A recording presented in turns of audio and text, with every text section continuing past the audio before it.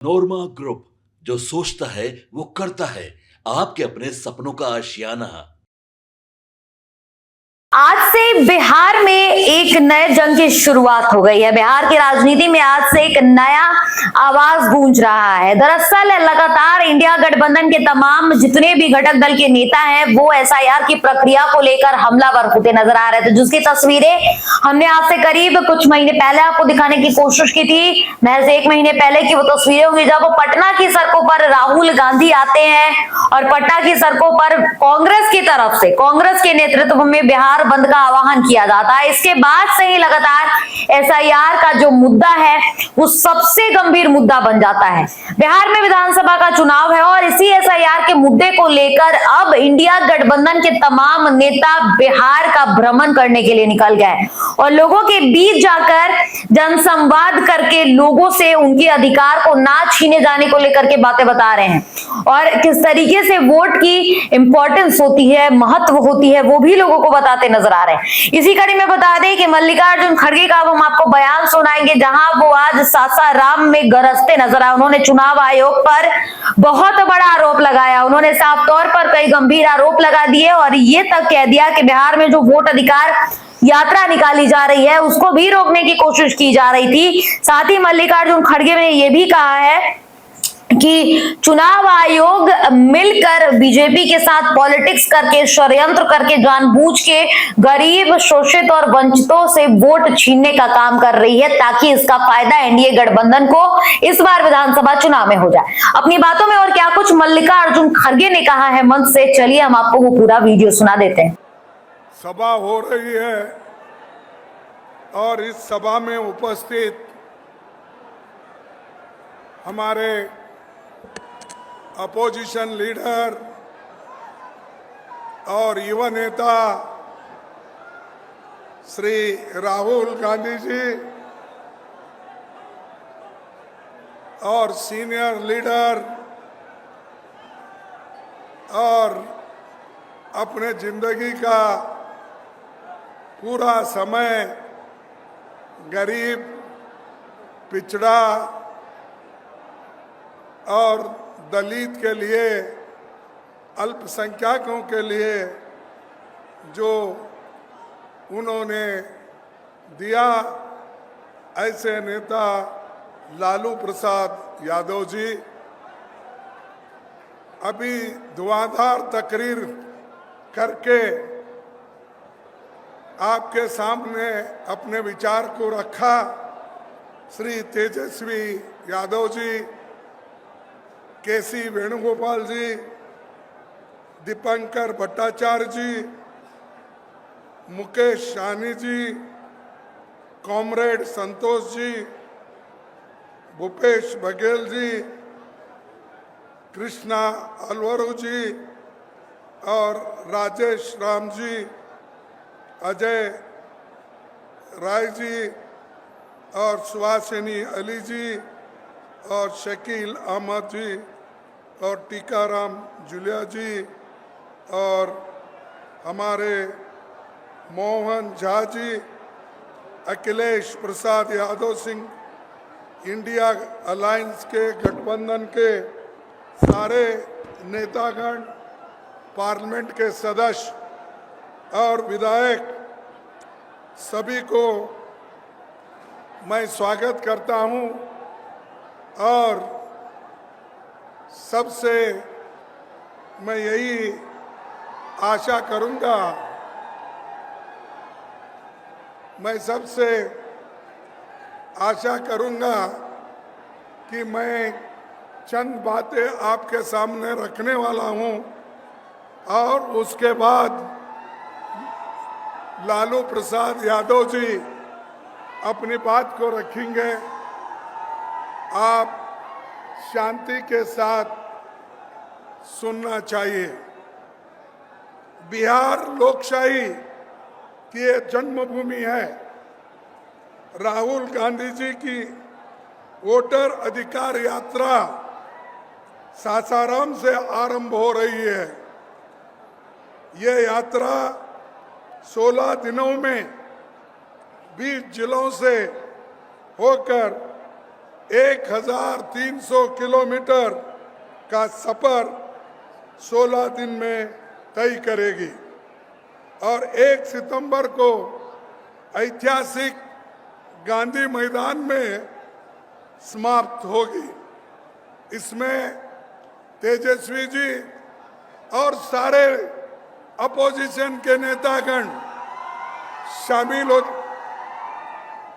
देखो भाई, ज्यादा पुकारने से वोट नहीं मिलते, काम करने से वोट मिलते हैं। जरा सुनिए भाइयों, सभी हमारे नेता लोग, सभी पार्टी के लोग इस यात्रा में वो हाजिर होंगे और जो यात्रा आपके हित में, देश के हित में, संविधान बचाने के लिए और लोकतंत्र की हिफाजत के लिए जो कर रहे हैं उसको आप पूरा साथ देना चाहिए। भाइयों, देश में सभी को वोट का अधिकार है। संविधान ने इस वोट का अधिकार नेहरू जी की कोशिश से, बाबा साहब अम्बेडकर के कोशिश से संविधान में हर गरीब को वोटिंग का अधिकार दिया गया है। और यहाँ हमारे बिहार में से जो ड्राफ्टिंग कमेटी के प्रोटर्म अध्यक्ष सच्चिदानंद सिन्हा जी, डॉक्टर राजेंद्र बाबू जी और इनके रचनात्मक योगदान से महान चित्रकार नंदलाल बोस, जिन्होंने संविधान में वो चित्र तैयार किए, उन्होंने भी बहुत बड़ा योगदान संविधान बनाने में दिया है। साथियों, सासाराम बाबू जगजीवन राम का और उनकी ये कर्मभूमि है और छुआछूत भेदभाव के खिलाफ वो लड़ते रहे और उसके बाद में मीरा कुमारी भी सासाराम से कम 2 बार जीती और वो हिंदुस्तान में पहली महिला पार्लियामेंट की अध्यक्ष बनी। ये कांग्रेस ने बनाया, ये आप याद रखना चाहिए, क्योंकि सबको अधिकार देने वाला कांग्रेस पार्टी हमेशा बैकवर्ड्स, पिछड़े, आदिवासी, दलित सबको समान दृष्टि से देखकर उनके साथ जुड़ता है। और यही कोई सिर्फ चुनाव के लिए हम नहीं, बल्कि लोकतंत्र के लिए लड़ रहे हैं, संविधान के बचाने के लिए लड़ रहे हैं। इसको आपको याद रखना, आपके वोटों की सुरक्षा के लिए लड़ रहे हैं। भाइयों, मैं आपसे यही कहूंगा कि भारत जब आजाद हुआ तो उसने एक क्रांतिकारी कदम उठाया। उसने अपने सभी नागरिकों को, चाहे वो पढ़े लिखे हो, चाहे वो अमीर हो, चाहे वो गरीब हो, महिला हो, पुरुष हो, युवा हो, इन सबको अगर वोटिंग का अधिकार दिया है, इस देश के आजादी की जो हिस्सा लेकर काम किए हैं, तो वो नेहरू जी, अंबेडकर, महात्मा गांधी, चंद्र बोस और जितने भी लोग आजादी के लड़े, उन लोगों ने मिलकर हम सबको एक अधिकार दिया, वो वोटिंग का अधिकार। उस वोटिंग के अधिकार को आज मोदी लाल किले के ऊपर ठहरकर ललकार रहा है, लोगों को कह रहा है, ये देखो तुम्हारे वोट मैं ले लूंगा। तुम्हारे का हमारी वोट खींचने की कोशिश वो कैसा कर रहे हैं? वो अप्रत्यक्ष रूप से, इनडायरेक्टली वो कर रहे हैं। वो वहां पर लाल किले में ठहर कर वो कहते हैं इस देश की सेवा में सबसे ज्यादा अगर देन है, अगर कोशिश है तो आरएसएस का है। उन्होंने कहा आरएसएस 100 साल से देश की सेवा कर रहा है, एक बहुत बड़ा एनजीओ है। ये प्रधानमंत्री मोदी जी लाल किले पे ठहरते बोलते हैं। अरे भाई, ये आरएसएस वाले तो देश के आजादी के खिलाफ थे। इन्होंने तो महात्मा गांधी जी को उनके चेलों से, उनके लोगों से अलग कर दिया। और ऐसे लोग देश की सेवा करते हैं। बोलो कितने लोग तुम्हारे जेल में गए, बोलो तुम्हारे लोग कितने सूली पे चढ़े, बोलो तुमने लोग कितने स्कूल कॉलेजेस छोड़ के मैदान में आए। आपका एक आदमी भी जेल नहीं गया। बताओ आरएसएस का कौन है? कोई एक नहीं मरा। यहां तक कि ये लोग ब्रिटिशर को एप्लीकेशन देते थे नौकरी के लिए, हमको जेल से बाहर करो देते थे, हमको मत पकड़ो, हम क्या है आपके साथ रहेंगे, ये बोलते थे। ऐसे लोगों की तारीफ अगर मोदी जी लाल किले पे ठहर के बोलते हैं तो उन आजादी की आत्मा जो आजादी के लिए लड़े, लाखों लोग मरे, उनकी आत्मा क्या कह रही होगी ऊपर। अरे एक आदमी ऐसा भी आया देश में जिनके लिए हमने खून बहाया, जिस देश को आजादी करने के लिए हम सब कुछ किया, अपनी जान नोचर की, लेकिन ये आदमी हमारे खिलाफ बोल रहा है। इसीलिए मैं कहता हूं ये बहुत खतरनाक आदमी है। अगर जब तक आप इनको गद्दी से नहीं उतारेंगे, तुम्हारे वोट सेफ नहीं रहेंगे, तुम्हारे हकूक सेफ नहीं रहेंगे, तुम्हारी आजादी सेफ नहीं रहेगी, तुम्हारा संविधान भी सेफ नहीं रहेगा। इसीलिए वोट चोर वाले को गद्दी से उतार दो। वो सिर्फ बिहार के लोग कर सकते हैं। पहले भी बिहार के लोग क्रांति बहुत बार किए हैं, आजादी में भी किए हैं। आज फिर भी तुम्हारी जरूरत है, तुम आगे आइए। सब हम मिलके, राहुल जी है, तेजस्वी जी है, लल्लू जी है और पूरे पार्टी अपोजिशन पार्टी के लोग हैं, हम लड़ेंगे और हमारे वोट को मजबूत करेंगे। और मैं सुना और पढ़ा भी कि बिहार में 65 लाख वोट काटे गए, 65 लाख वोट कट गए। किनके कट गए? गरीब, मजदूर, माइग्रेंट वर्कर और आदिवासी, इनके लोग, अल्पसंख्यक, इनके वोट कट गए। और ये वोट काट काट कर अपना हुकूमत करना चाहते हैं। अरे भाई, इस देश के लोग थोड़ा सा खामोश बैठते हैं, लेकिन इसका मतलब ये नहीं है कि आप उनको शोषण कर सकते हो। मैं आपसे यही कहूंगा कि जो बाबा साहब अंबेडकर ने और जो महात्मा गांधी ने, नेहरू जी ने हर इंसान को एक वोट दिया है, उसकी कीमत एक ही है। और अमीर हो, गरीब हो, सबको वो बराबर है। तो ये काम आज हम लोग इसको मजबूती के साथ करना है। तो इसीलिए मैं आपसे विनती करता हूं कि आप लोग मजबूती के साथ आज गठबंधन के लोगों के साथ आप रहिए। ये सरकार बदलेगी, जरूर बदलेगी और इनका कोई अस्तित्व नहीं रहेगा। और आने वाले दिनों में भी बिहार में भी सरकार बदलेगी।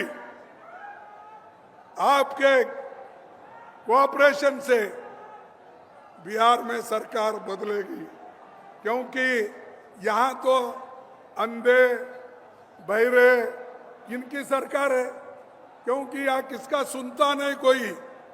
मुझे तो ऐसा हुआ हैरान, मेरे लोग ऐसा बोल रहे थे कि उनको हेलीपैड तक आने नहीं दिए और उनको वहां से रोका गया।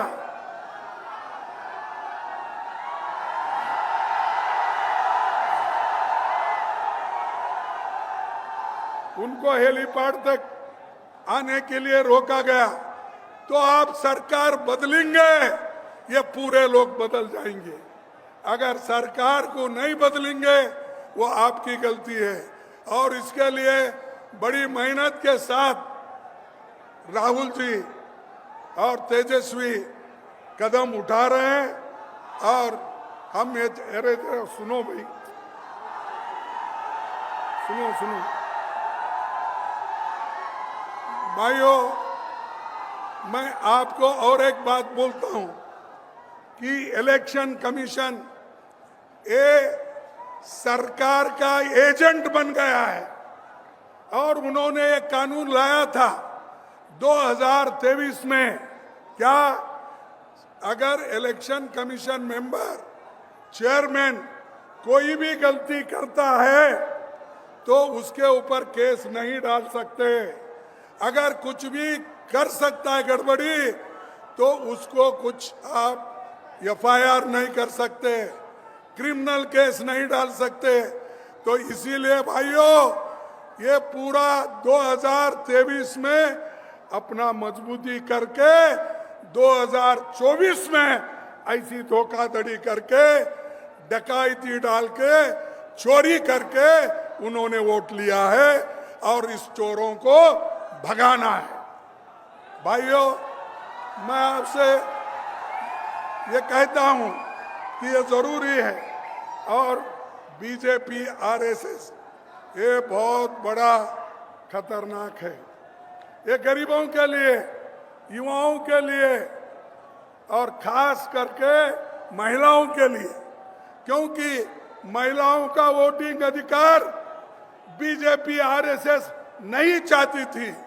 उन्होंने तो खुला करके ये कहा जवाहरलाल नेहरू जी को, नेहरू जी गलती कर रहे और वो एक दिन रियलाइज करेंगे कि नेहरू जी सबको वोटिंग का अधिकार दे रहे हैं और सब महिलाओं को भी अधिकार दे रहे हैं। एक दिन वो रियलाइज करेंगे, उनको जब यही महिला कुर्सी से हटाएगी तब वो फिर याद करेंगे। इसीलिए बीजेपी और जो भी आरएसएस है, देखो तुम ऐसा पुकारना, मैं आपको बोलता हूं, सुनना है सुनो, नहीं तो नहीं सुनने वाले बाहर जाओ। 10 लोग भी रहे तो मैं भाषण करूंगा, इसका कोई ये नहीं है। यहाँ पर हम सुनने के लिए हैं। भाइयों, मैं आपको और एक बात करना चाहता हूं। जो आज बीजेपी के लोग हर बात पर हमको तंग कर रहे हैं, यूनिवर्सिटी में तंग कर रहे हैं, स्कूल में तंग कर रहे हैं, सिलेबस बदल रहे हैं, यूनिवर्सिटी में बदल रहे हैं, और गवर्नर तो आज सरकार की चमचा होके काम कर रही है। अरे ये देखो, ये चीजें जब तक आप नहीं समझेंगे पुकारने से कुछ नहीं होगा। तो इसीलिए मैं आपसे आखिरी एक बात कहूंगा, वो ये कह के छोड़ूंगा कि जो देश में ज्वलंत मुद्दे हैं, जो इन्फ्लेशन का है, नौकरियों का है, घर का है, शिक्षा का है, स्वास्थ्य का है, ये सब मुद्दे हमको छुड़ाना है। मोदी इधर ध्यान नहीं दे रहे और मोदी को ये मालूम होना चाहिए, अगर जनता के जो मुश्किलात है, अगर वो नहीं सुनेंगे उनको जनता आज नहीं कल हटा के रहेगी और वहां पर हमारी अच्छी सरकार लाएंगे। मैं मोदी आपके वोट चुराता है, मोदी युवाओं की नौकरी चुराता है, मोदी किसानों का एमएसपी चुराता है, मोदी आपके हकूक चुराता है। इसीलिए ये चोर है और इस चोर को निकालना जरूरी है। आखिरी में मैं ये कहूँगा भाइयों, एक मुझे कविता याद आती है, वो एक कविता कह के मैं अपने भाषण को समाप्त करूँगा। ये कविता अरे सुनो एक मिनट। कविता ये है कि गूंगे लोकतंत्र में कोई कुछ नहीं बोलेगा, गूंगे लोकतंत्र में कोई कुछ नहीं बोलेगा, अत्याचार होंगे पर मुंह नहीं खोलेगा, मुंह खोलेगा तो बस जयकारों और वाहवाहों के लिए, पर तो इंतजार करेगा कि कोई रक्षक आएगा जो हमें अत्याचारियों से मुक्त कराएगा। इसीलिए आज राहुल गांधी जी आपके रक्षक बन के आए हैं, तेजस्वी उनका साथ दे रहे हैं। ये सब ने मिलके यहाँ पर नई सरकार लाएंगे, नया एक सिस्टम को वो तैयार करेंगे। तो इतना कहते हुए मैं बिहार के लोगों को धन्यवाद देता हूँ। पहले भी वो क्रांति किए, आज भी क्रांति करने को तैयार है। नौजवानों को मैं यही कहूँगा, आपका जोश चुनाव में हो, आपका जोश इलेक्शन में हो, आपका जोश सरकार लाने में हो, ये मैं आपसे कहूँगा। कहकर अपने संविधान को बचाने के लिए, लोकतंत्र और प्रजातंत्र को बचाने के लिए आप सभी काम करेंगे, ये कहते हुए मैं अपने बात को समाप्त करता हूँ। और एक आखिरी बोलूँगा, जय हिंद। क्या कोई खाकर आए नहीं? जय हिंद, जय हिंद, जय हिंद। भाइयों, जय बिहार। बिहार को भी जय नहीं बोल रहे। जय बिहार, जय बिहार। चोरों को हटाओ, गद्दी बचाओ, इसको गद्दी से हटाओ और नए सरकार लाओ। यही कह के मैं अपने बात को खत्म करूंगा। जय हिंद, जय। आपके सपनों को हमने सजाया है, ई होम्स पैनोरामा को हमने बनाया है। ई होम्स मेरा एक सपना था जिसपे मैं पिछले 4 साल से काम कर रहा था। हमने जो बनाया है वो सबने है माना। ई होम्स पैनोरामा में हो आपका भी आशियाना। और फाइनली हमने 2021 में इस प्रोजेक्ट को लॉन्च किया। बहुत लोग अप्रिशिएट कर रहे हैं कि पूर्णिया जैसे शहर में, बिहार के, एक तो बिहार की बात करें उसमें भी पूर्णिया जैसे छोटे जगह में इस तरह का लाइफस्टाइल देना, ये सुन के हम लोगों को बहुत अच्छा लगता है।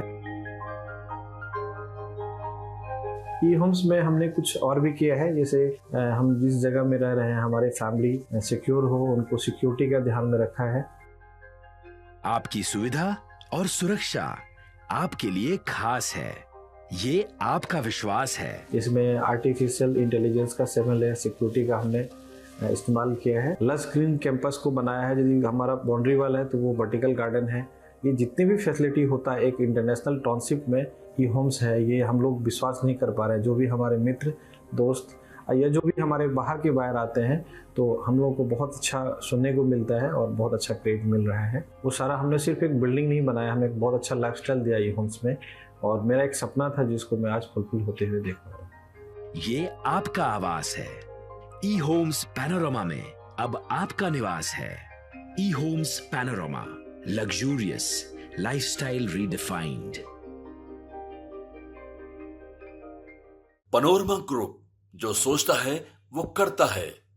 अगर ये वीडियो पसंद आई और वह बिहार के राजनीति और बिहारियत से सरोकार रखेनी तो सब्सक्राइब बटन दबा के चैनल के सब्सक्राइब कर ली। ओजे एगो घंटी बा, ओकरा बटन दबा देला से कुल सटीक और मारक खबर रुआ मुफ्त में मिल जाई। अगर रुआ पत्रकारिता के हमनी के नया प्रयोग में सहयोग कर चाहतानी तो ज्वाइन बटन दबा दी। पेटीएम नंबर नोट कर ली 9386816700।